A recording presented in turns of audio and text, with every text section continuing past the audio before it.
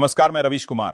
आज supreme court का वह ऐतिहासिक फैसला जो भाजपा की हिंदू मुस्लिम राजनीति की नींव हिला दे और साबित कर दे कि भारत का संविधान अभी भी जीवित है और उसकी प्रस्तावना में लिखा हर शब्द सांस लेता है। आज हम बात करेंगे कर्नाटक के मैसूर दशहरा समारोह के उस विवाद की जो एक तरफ धार्मिक उत्सव की भव्यता को दर्शाता है। दोस्तों, इस वीडियो को एक लाइक करके चैनल को सब्सक्राइब जरूर कर लीजिए, क्योंकि ये आपके लिए तो एक सेकंड का काम है, लेकिन इससे हमारी काफी बड़ी मदद होती है। दोस्तों, तो दूसरी तरफ राजनीतिक साजिशों की गहराई को उजागर करता है। कल्पना कीजिए मैसूर की उस शानदार सड़क को जहां हर साल दशहरा का आयोजन होता है। रंग बिरंगे झांकियां निकलती हैं, देवी चामुंडेश्वरी की मूर्ति को राजसी ठाट बाट से सजाया जाता है और पूरा शहर उत्सव में डूब जाता है। लेकिन इस बार कुछ अलग था, कुछ ऐसा जो सिर्फ उत्सव नहीं बल्कि देश की एकता की परीक्षा बन गया। इंटरनेशनल बुकर प्राइज विजेता वकील और लेखक बानो मुश्ताक को मुख्य अतिथि बनाए जाने का ऐलान हुआ और बस यहीं से तूफान खड़ा हो गया। याचिका दायर हो गई, कोर्ट की दहलीज पर चढ़ गई और अंत में सुप्रीम कोर्ट ने न सिर्फ उसे खारिज किया बल्कि पूरे देश को एक संदेश दिया कि भारत सबका है और किसी की धार्मिक पहचान उसके सम्मान को कम नहीं कर सकती। चलिए इस पूरी कहानी को शुरू से समझते हैं। मैसूर दशहरा भारत के सबसे भव्य उत्सवों में से एक है जो सदियों पुरानी परंपरा को जीवंत रखता है। यह सिर्फ हिंदू त्योहार नहीं बल्कि सांस्कृतिक विरासत का प्रतीक है, जहां कला, संगीत, नृत्य और एकता का संगम होता है। कर्नाटक सरकार ने इस साल के समारोह को और समावेशी बनाने का फैसला किया और मुख्य अतिथि के रूप में चुना बानो मुश्ताक को। अब बानो मुश्ताक कौन है? वे एक ऐसी शख्सियत हैं जिन्होंने अपनी लेखनी से दुनिया को हिला दिया।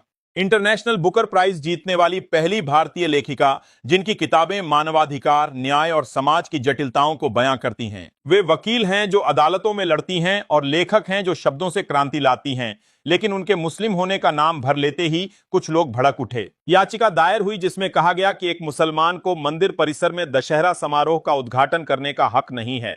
यह मंदिर का अपमान होगा, यह परंपरा का उल्लंघन होगा और हिंदू भावनाओं को ठेस पहुंचाएगा। याचिकाकर्ता ने दावा किया कि यह धार्मिक आयोजन है, इसलिए मुख्य अतिथि भी उसी धर्म का होना चाहिए। लेकिन सवाल यह उठता है कि क्या कोई उत्सव सिर्फ एक धर्म का हो सकता है?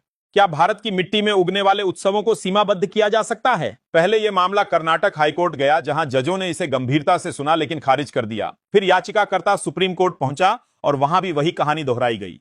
सुप्रीम कोर्ट की 2 जजों की बेंच, जस्टिस BR गवई और जस्टिस संदीप मेहता ने सुनवाई शुरू की ही नहीं कि सीधे 3 बार कहा खारिज करते हैं, खारिज करते हैं, खारिज करते हैं। लेकिन इससे पहले उन्होंने याचिकाकर्ता के वकील से कुछ सवाल किए जो इतने गहरे थे कि पूरा कोर्ट रूम गूंज उठा। पहला सवाल था, क्या भारत की संविधान की प्रस्तावना कुछ और है? क्या उसमें लिखा नहीं है?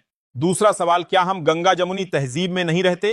क्या यह वो भारत नहीं है जहां हिंदू मस्जिद में जाते हैं और मुसलमान मंदिरों में पूजा करते हैं? तीसरा सवाल, क्या राज्य अपने सार्वजनिक कार्यक्रमों में धर्म के आधार पर भेदभाव कर सकते हैं? क्या संविधान की धारा 14 और 15 को भुला दिया? क्या समानता का अधिकार सिर्फ किताबों में रह गया? कोर्ट ने साफ कहा, यह राज्य सरकार का सार्वजनिक कार्यक्रम है, निजी आयोजन नहीं। इसीलिए किसी की धार्मिक पहचान के आधार पर उसे आमंत्रित करने या ना करने का कोई आधार नहीं बनता। और तो और कोर्ट ने 2017 का उदाहरण भी दिया, जब डॉक्टर निसार अहमद को भी इसी समारोह में मंच पर बुलाया गया था और तब कोई विवाद नहीं हुआ था।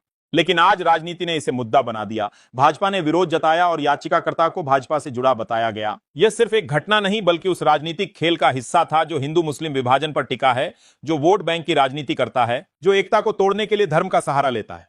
लेकिन सुप्रीम कोर्ट ने इस बार करारा जवाब दिया और कहा कि संविधान सर्वोपरि है, राजनीतिक महत्वाकांक्षाएं नहीं। अब सोचिए इस फैसले का मतलब क्या है। यह सिर्फ बानो मुश्ताक के सम्मान की बात नहीं बल्कि पूरे देश के लिए एक सबक है कि जब भी कोई कोशिश करे धार्मिक विभाजन फैलाने की, तब न्यायपालिका खड़ी हो जाती है।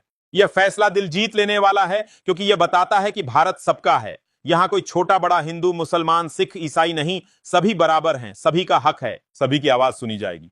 अब चलिए थोड़ा पीछे चलें और समझें कि मैसूर दशहरा आखिर है क्या। यह उत्सव 16वीं शताब्दी से चला आ रहा है, जब विजयनगर साम्राज्य के राजा कृष्णदेव राय ने इसे शुरू किया था। यह सिर्फ मूर्ति विसर्जन का त्योहार नहीं बल्कि रावण पर राम की जीत का प्रतीक है, जो बुराई पर अच्छाई की विजय दर्शाता है और इसमें सभी धर्मों के लोग शामिल होते हैं।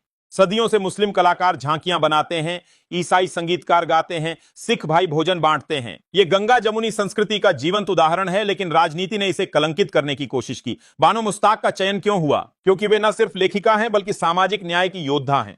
उनकी किताबें जैसे कस्तूरी मन जैसे अन्य कार्य मानवता की कहानियां बुनती हैं। वे अदालत में लड़ती हैं उन मुद्दों पर जो समाज को तोड़ते हैं, और उनकी उपलब्धि इंटरनेशनल बुकर प्राइज ने उन्हें वैश्विक पहचान दी। लेकिन भारत में कुछ लोग उनके धर्म को देखते हैं, ना कि उनके योगदान को। याचिका में तर्क दिया गया कि मंदिर परिसर में मुस्लिम का उद्घाटन धार्मिक भावनाओं को आहत करेगा, लेकिन कोर्ट ने पलटकर कहा कि सार्वजनिक स्थल पर धर्म का भेदभाव संविधान के खिलाफ है। राज्य का कर्तव्य है समावेशिता को बढ़ावा देना, ना कि विभाजन फैलाना। अब भाजपा का विरोध क्यों? भाजपा ने कहा कि यह परंपरा का अपमान है, लेकिन विपक्ष ने इसे राजनीतिक स्टंट बताया। कहा कि भाजपा खुद चुनावी रैलियों में सभी धर्मों को बुलाती है, लेकिन जब सरकार दूसरी हो तो विरोध करती है।